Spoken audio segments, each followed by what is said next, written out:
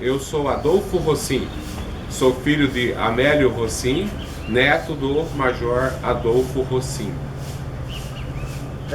Adolfo, gostaria de fazer a seguinte pergunta. Você conhece a Capela Santo Antônio? Sim, conheço. A capela foi meu avô que levantou, que fez, né? A capela. A terra foi doada pelo cunhado dele, que é meu tio avô, Ricardo Moro.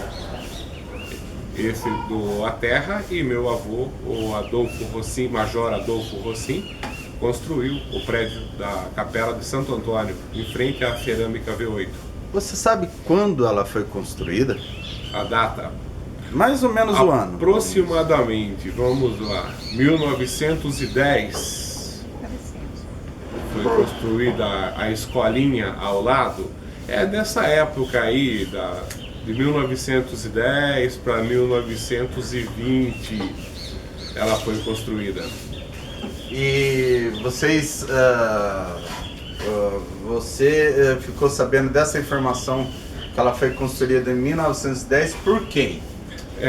O meu pai fazia comentários da construção da capela, que eles ajudaram, que eles eram pequenos, né?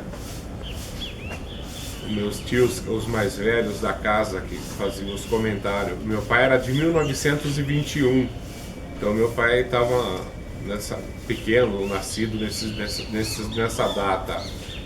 E as histórias saíram muito devido à febre, o surto de febre amarela que pegou essa região aqui do Campo Grande, o Campo Redondo, que é o aeroporto hoje, o fundo do Campo Grande, ali bairro do Gonçalves, até Montemor, pegou esse surto, deu geral, morreu muita gente. E quem era dono da área da capela ali? O dono da área da capela era o Ricardo Moro. Era o dono? Sim, o Ricardo Moro é tio-avô, irmão da minha avó, da Gertrudes Moro Rossim, qual era casada com o Major Adolfo Rossim. E quando ele construiu, ele fez a doação para a Cúria ou para a igreja, para uma igreja próxima? Nessa época, poucos papéis, né? Acredito que nem papel foram feitos. Foi construído e foi doado. Nessa época era conjugada com a igreja de Campinas, o Jardim Aurélia, né? Ali era a sede, aí destinava para cá padres. Tanto é que o Santi Capriotti, que era o padre conhecido na época, vinha fazer as missas aqui na capela e casamentos, né? E você conhece pessoas que casaram aqui? Sim, conheço muitas pessoas. Posso até citar nomes aí. Você pode citar alguns nomes só para... Vanderlei Esgobin, o Walter Esgobin, o Valdir Esgobin, a família Esgobin e o pessoal da cerâmica, todos casaram aí nessa capela. Minha irmã. E... A dona Ermelinda também? Não. E que eu queria perguntar para você mais. O bairro Rossim, ele chegou a ter alguma coisa a ver com a Capela Santo Antônio? O Jardim Rossim é terras que era do Major Adolfo Rossim. Uhum. É denominado Jardim Rossim, que leva o sobrenome nosso, né? Foi feito em 79. Foi o proprietário do Jardim Rossim, que era o Major, ele construiu, né? O cunhado deu a terra e ele pôs a mão de obra e levantou o prédio da igreja. E como o Major Adolfo Rossim fazia os tijolos na capela? Sim, os tijolos, o Major tinha uma olaria aqui, onde é o Jardim Rossim hoje, fabricavam aqui. Mas acredito que esses tijolos da capela já pegaram de alguém que eles compraram de alguém próximo aí da região aí do Friburgo ou Santa Lúcia. Deve ter marca nos tijolos. Até pediria, se vocês pegarem um e ver a marca que está lá, a gente lembra. Cada um tem um nome lá do fabricante. Eu queria perguntar para você o seguinte, né? Qual a importância que você acha da capela hoje, dela ser reestruturada?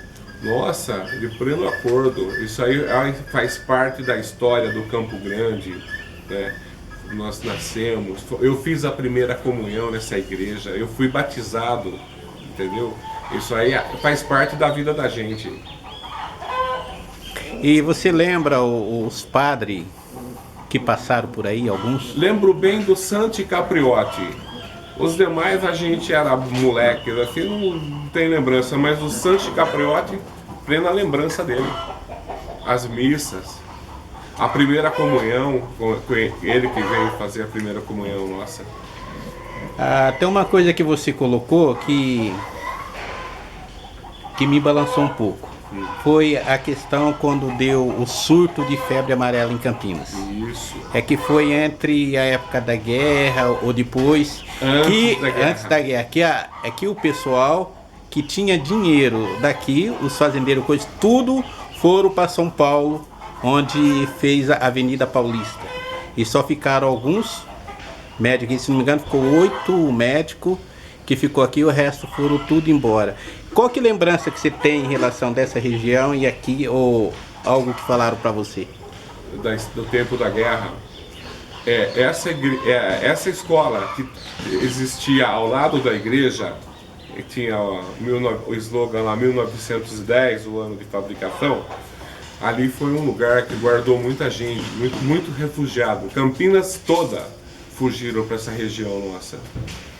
E, então essas escolas abrigavam aí 30, 40 famílias, eles se acomodavam, eles tinham medo do avião vermelho. O aviãozinho vinha e bombardeava Campinas. E eles com medo, então refugiaram todos para cá, para essa região. Onde receberam abrigo, meu avô, tio Ricardo, o Pedro de Abreu, a turma do Morelli, família dos Morelli, os Artem, a família Bertucci, todos, tudo descendentes de italiano, gente de coração de ouro, acolheram a cidade toda, viu? E protegeram, até que passasse esse movimento, ou do avião vermelho que bombardeava. Eu sei, foi até morto um menino que ele foi levar uma mensagem que não tinha nada a ver, acabou ele sendo atingido. Acredito. É que um que chama de... Mensageiro. Não, tudo bem, eu lembro depois. Você estava contando a história de quem comprou a área toda dos eucaliptos, que também fazia parte da capela.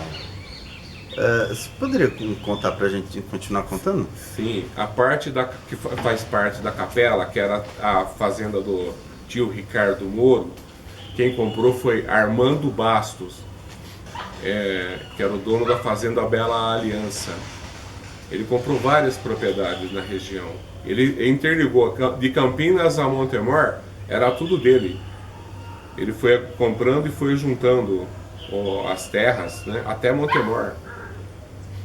Ele era o proprietário, né? E a matriz era aqui, a fazenda Bela Aliança, que existe até hoje aqui em cima da gente, na João Boyd aqui. E esse Armando Bastos no final, a gente não sabe, ele sumiu, ele sumiu. O funcionário que assumiram a fazenda foram perdendo terras, que esse Armando Bastos desapareceu, ninguém sabe o final dele, se ele morreu, o que aconteceu com ele, ou se foi acidente. Mas nessa época, o Palácio do Catete era no Rio de Janeiro, onde ele trabalhava, né, com o governo. Então esse faz parte da igreja, da igrejinha, a terra que ele foi comprado. Armando Bastos. Mas a capela tinha sido doado para a cura por quem? Pelo Ricardo ou pelo Armando Bastos? Tá, tinha sido doado pelo Ricardo Moro. Ele fez a doação da terra. Certo. Né? E o que eu queria perguntar para você, a questão maior aí do patrimônio histórico, levantar, a gente fazer o tombamento da capela. você tinha passado algumas mensagens de apoio dessa reconstrução. Você lembra que você um dia parou os Nivolone porque eles estavam prestes a derrubar a capela? Sim, o Marcelo Nivolone estava tirando a terra, demoliu a escolinha que era ao lado, que eles alegavam ser dono da chacrinha ali. Ele estava com a máquina, ele foi aproximando. A intenção era de derrubar o prédio da igreja também, né? E quem parou? Sim, nós que passamos nessa época aí tinha mais segurança junto e conversamos, né? Perguntamos para ele até onde ia, se ia derrubar o prédio e tal. Aí ele simplesmente se ausentou do lugar, nem respondeu nada e foi embora. Beleza. Ali é formado o Sítio São José, que é o local da capela ali, é o que está na prefeitura. Santo Antônio? Santo Antônio. E esse sítio Santo Antônio estava em nome de quem? Acredito que é do tio Ricardo, do Ricardo Moro. Sítio Santo Antônio. O Rocinho também é Santo Antônio. Nivolone agora. Mas antes, aquela área do estacionamento era também do Ricardo Moro ou era do seu avô? Ali surgiu uma chácara. Isso. É uma chácara de 1000 e poucos metros, que eu não tenho a metragem dela correta. Eu ouvi histórias dessa chácara.